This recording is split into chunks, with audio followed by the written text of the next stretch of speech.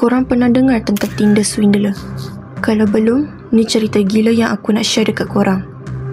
Jadi, ada seorang lelaki ni guna Tinder untuk cari mangsa. Nama dia ialah Simon Leviev.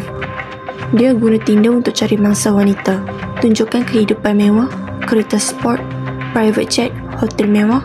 Semua nampak perfect dan buatkan wanita rasa dia seorang jutawan. Tapi ni yang menakutkan. Dia tak cari cinta, dia cari duit. Dia mula dengan beri impression dia seorang yang kaya. Tapi kemudian dia cipta cerita-cerita dramatik. Kata dia sedang diburu oleh penjahat dan minta wanita ni pinjamkan duit untuk keselamatannya. Dan wanita-wanita ni yang percaya pada cerita dia, akhirnya pinjamkan duit yang banyak. Ada yang bagi puluhan ribu sebab dia buatkan mereka rasa amat terikat dengan dia. Tapi bila dia dah dapat duit, dia terus hilang. Tinggalkan mangsa yang hampa dan tak tahu apa nak buat. Kenapa dia berjaya? Sebab dia pandai main dengan emosi.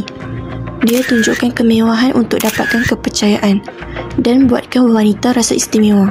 Kemudian, dia mainkan perasaan simpati supaya mereka rasa bertanggungjawab nak bantu dia. Kalau korang suka cerita macam ni, jangan lupa like, follow dan share. Dan kalau ada pengalaman pelik kat Tinder, komen kat bawah.